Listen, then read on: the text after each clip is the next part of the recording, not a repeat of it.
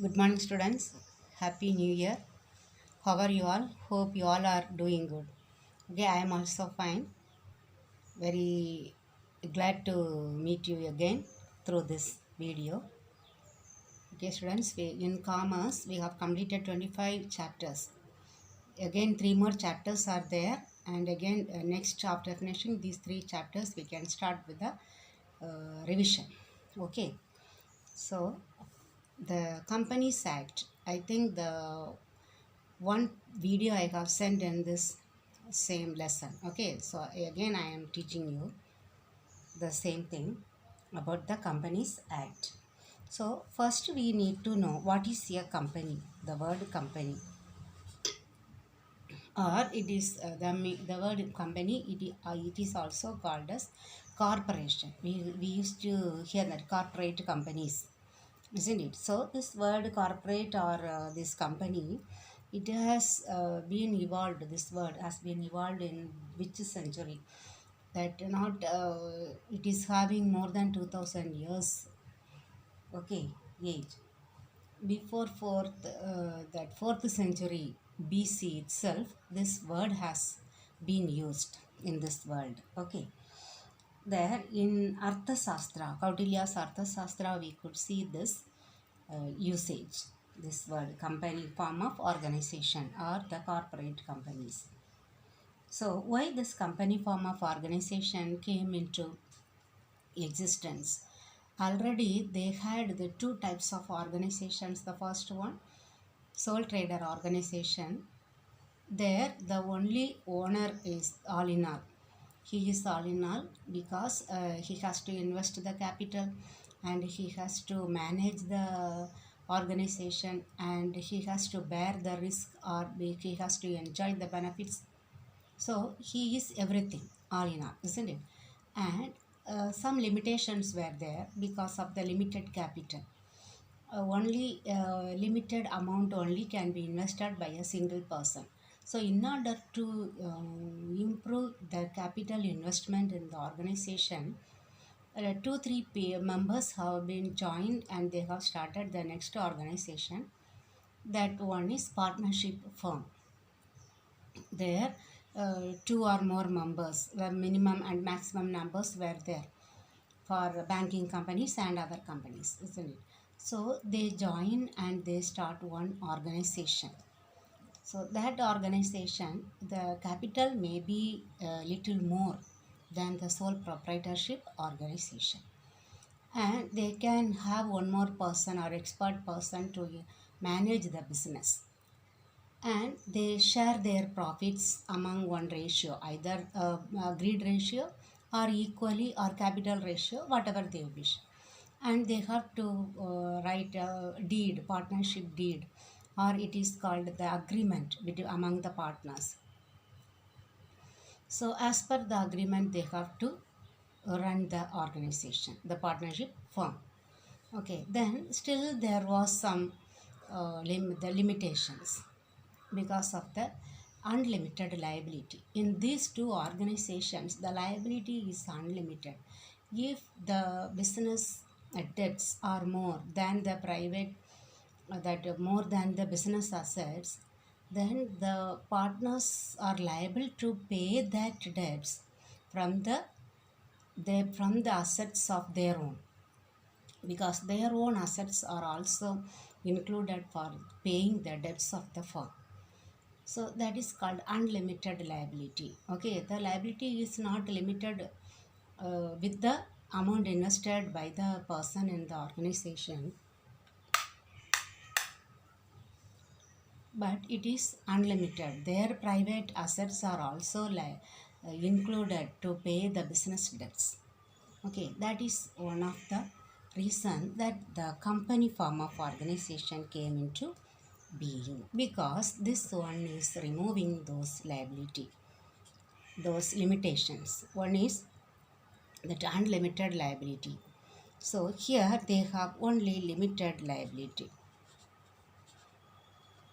What is the meaning of limited liability? I think we will learn in this lesson. Okay, limited liability means here the members of the company form of organizations are called shareholders. So the shareholders are liable to pay the business debts that is limited to the amount that they have invested in the company. Okay, their private assets are not um, included to pay the business debts. Then perpetual succession, another advantage of starting company form of organization. Perpetual succession means continuity in life. Whether the members come or go, whether they join or if they wind up not wind up, if they terminate their membership in the organization, the life of that organization, that company will not come to an end. But the other one, sole proprietorship organization, if the sole proprietor dies, what will happen? He has that business also will come to an end. But it is not so in this case. For this purpose, they have started the company form of organization. Okay. So you will learn many things about this one. Just for introduction, I have explained this one. Okay. Now the evolution we will learn. How it has been evolved in the world. Okay. And its history. How this company has come into existence. Company form of organization.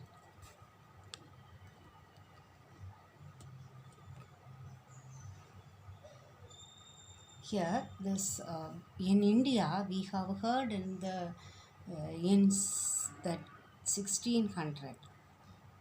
Okay, in 1600 in India the British has started one company that is called East India Company. Okay, East India Company has been established in the year 1600 by a royal charter. Who has established this one? Charter means a law. Royal, the royal family, the queen family, king family, isn't it? Royal family. So the because of that royal, that I think that time the Queen Victoria was there in the throne, she has given that permission to start this East India Company in India. Okay, so that company, that word company has been used in India in 1600. Okay, then after this one, in 1844, they are in England only. Okay, in England, they have started one act, that is Joint Stock Companies Act. Joint Stock Companies Act 1844. Okay, this one has been started in England, not in India. Okay, here they have started one company only in India, but this law act has not been started in India. Okay, but only company has been established by a royal charter by the British people. Okay, England. Again in England in 1844 only they are starting the act, Joint Stock Companies Act. Okay, for one word they may ask all these sentences. Okay, so that's why I am explaining you. Then after this one in 1850,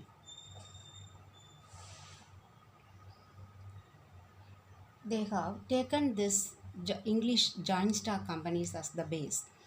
That means with this act in India they can register the joint stock companies. Okay, only one act, English act only was there, but in India they can register the companies under this act. Okay, that they gave permission only in 1850. Then in India, when it has been started in 1857, Joint Stock Companies Act has been passed. Okay, Joint Stock Companies Act. Joint Stock Companies Act in 1857 it has been started with the concept limited liability. The word limited will be there. Okay, limited liability.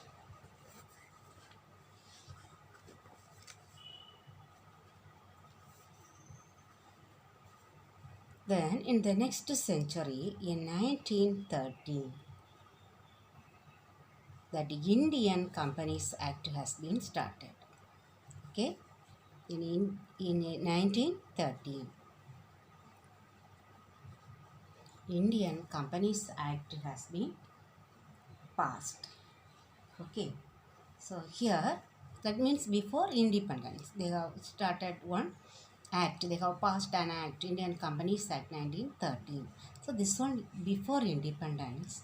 Now after independence, that is the main act they have started in 1956. Okay, they have passed an act, that is Indian, that is Companies Act, not Indian Companies Act, simply Companies Act. Okay, this Companies Act 1956 came into force. Which date? 1st April 1956. Okay, what are their main objectives? Okay, what are the main objectives of this Act 1956 Companies Act? Mainly, they have to maintain the trust and faith of the shareholders. Okay, they have to maintain the trust and faith of shareholders, because you should know who are the shareholders. Shareholders are the owners of the company, because they may be spread all over India, but the company may be established in one place. So the company owners must be protected, because they are the investors. They have invested their money in this company. Okay, so their investment may not be spoiled. Okay, it may not be misused. For that purpose, that is the main purpose of passing this Companies Act. Okay, especially they have to sustain or maintain the trust and faith of the shareholders, and their rights must be preserved or protected. Okay, to protect or preserve the rights of the shareholders.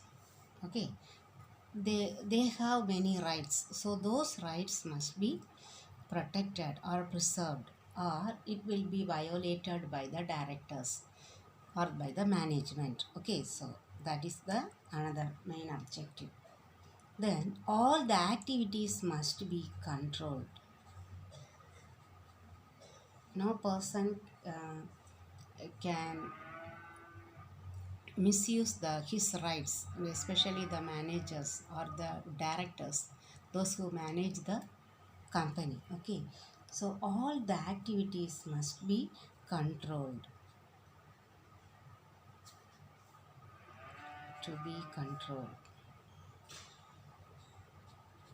all the activities of the company. Okay, all the activities, their purchasing, their trade, their trading activities, or their managing activities. Okay, or their shareholders, that buying, purchase and sale of shares, debentures, whatever it is, all the activities must be controlled. That is another objective. Then to have effective annual general meeting. Okay, we will learn in detail about this annual general meeting. Okay, their annual general meeting must be held regularly, and the investment must be used properly. That means it should improve the welfare activities. That investment must be used for the welfare activities of the general public, or they can do some social welfare activities. Okay, so all these must be done. So all these are the main objectives of the Companies Act 1956. Then after this 1956, they have made some amendments. Amendments means they have made some changes in the act. Okay, in this 1956 act. So from 2006 to 2009, they have made some drastic changes. Okay. What are the main changes? First one, already they had one company law board. Okay, this has been abolished. Okay, instead of this, they have introduced another. They have established another organization, that is National Company Law Tribunal. Okay, they just abolished the Company Law Tribunal and they have established National Company Law Tribunal. Okay, then what they have done related to this one, this National Company Law Tribunal, this has been doing the activities of rehabilitation of the sick units.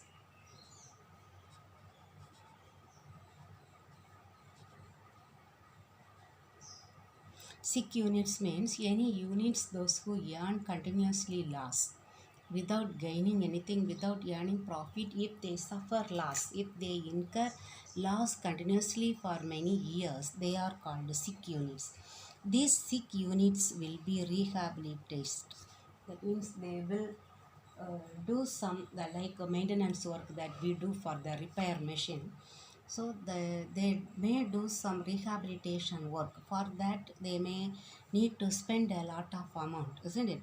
So this National Company Law Tribunal will be looking after the rehabilitation of sick units. Okay, but this one was the rehabilitation of sick units has been uh, done by another one, Board for Industrial and Financial Reconstruction. Board for Industrial and Financial Reconstruction. Okay, this has been looking into the matter previously, but this was given to National Company Law Tribunal because they have abolished the Company Law Board. Okay.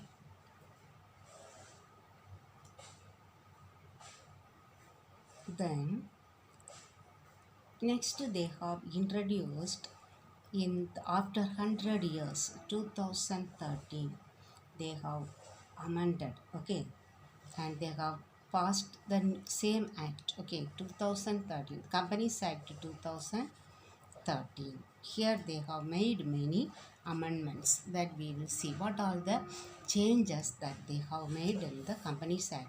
What is not available in the Companies Act 1956? Okay, now we will see first one related to the incorporation of the company. What is the meaning incorporation of the company? That means just formation.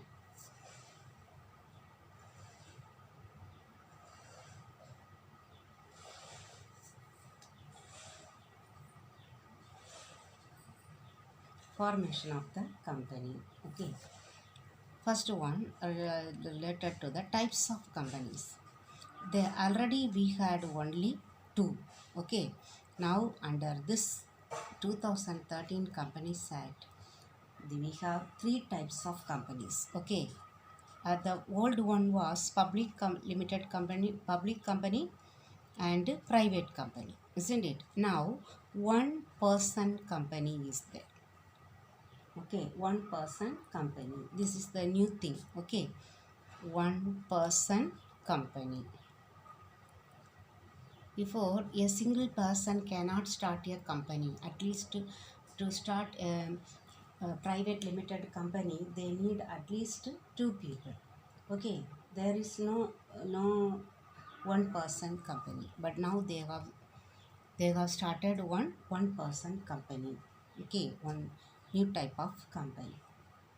Then related to the number of members, Okay, number of members for the private company. Okay, the second type, private company. Before they had 50 maximum numbers. Okay, number of members, maximum number of members. Before they had only 50 members. Above 50 members, a private company cannot join members.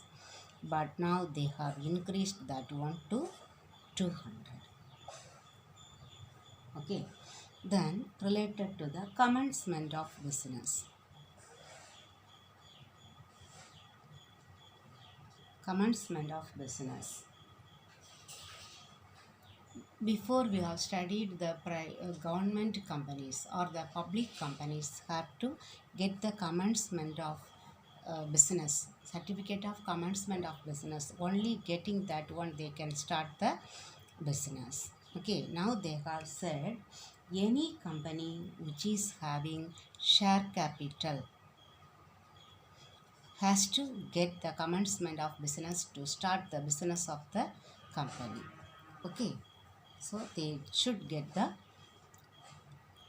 certificate of commencement of business, any company which is having share capital. Then related to memorandum of association. This memorandum of association is a very important document which has to be prepared at the time of that is incorporation promotion period. They have to file these documents with the registrar. Only then the registrar will give the certificate of registration. Okay, so it is the main document. Here this must contain all the objects for what the why the company is going to be established. Okay, so for which purpose they are going to start that company must be clearly stated in this memorandum of association. Okay, that object class is a must. Okay, there also they had already the object class, then the situation class, many class available where it is situated, then registration. Okay, class available, but it is compulsory to have.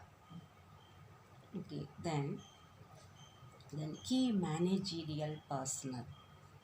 Key managerial personnel. Before we did not have one term like this, KMP.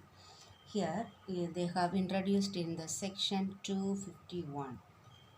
Here KMP means key managerial personnel.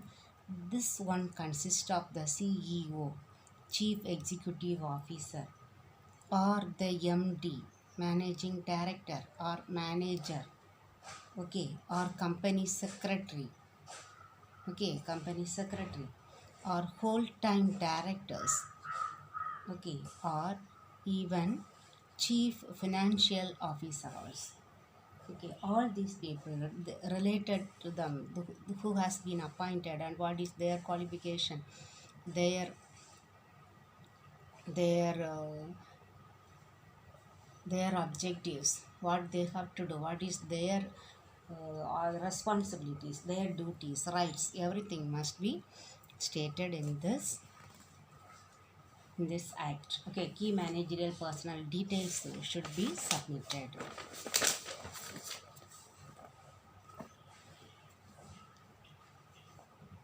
Then related to the appointment, how this key managerial personnel has to be appointed. Okay, so every company, all company which is having share capital, okay, they must appoint the key managerial personnel. This is explained in section 203. It was not before in the law, the previous law. Okay, then regarding the issue of share capital. Okay, how the issue of share capital. Related to the issue of share capital, first one, They may not issue shares at discount. Previously, the shares can be issued at discount. Discount means less than the face value of the share. Okay, but here it is not allowed except for the sweat equity share. We will learn about this one. Okay, sweat equity share they can issue for discount. Any other share cannot be issued for discount. Okay. Then before the preference share can be issued, equity share, preference share. This share must be redeemed within 20 years. Okay.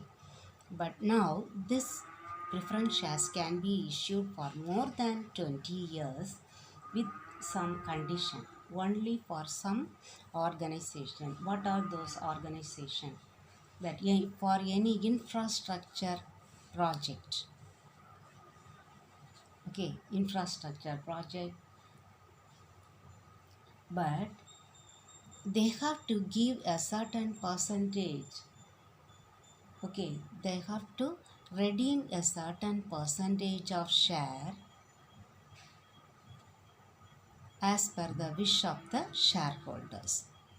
Within those, that every year they have to redeem. Maybe after this 20 years. Okay, they can issue the preference shares for more than 20 years, but the year after this 20 years they have to redeem a percentage, a certain percentage of the shares annually every year. Certain percentage they have to redeem. Okay, but they can issue the share for more than 20 years. Okay, then for the alteration of the capital, alteration of share capital, it can be done. Okay, by passing a resolution in the meeting. That was the previous one. Now this notice of alteration of share capital, it must be registered with the registrar within 1 month or 30 days. Not 1 month, 30 days.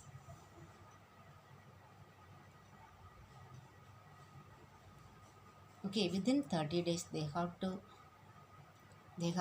file this notice with the registrar of companies.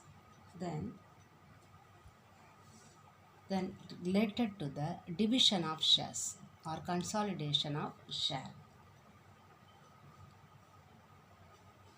Okay, for any consolidation or division of share, they can do some changes, but as per the resolution passed in the meeting. Okay, ordinary resolution or special resolution, but this must be approved by the tribunal. Okay, law tribunal we have studied, no? So that company law tribunal has to, company law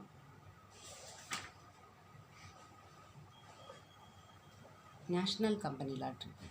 Okay, this must approve, only then they can do the consolidation or division of shares.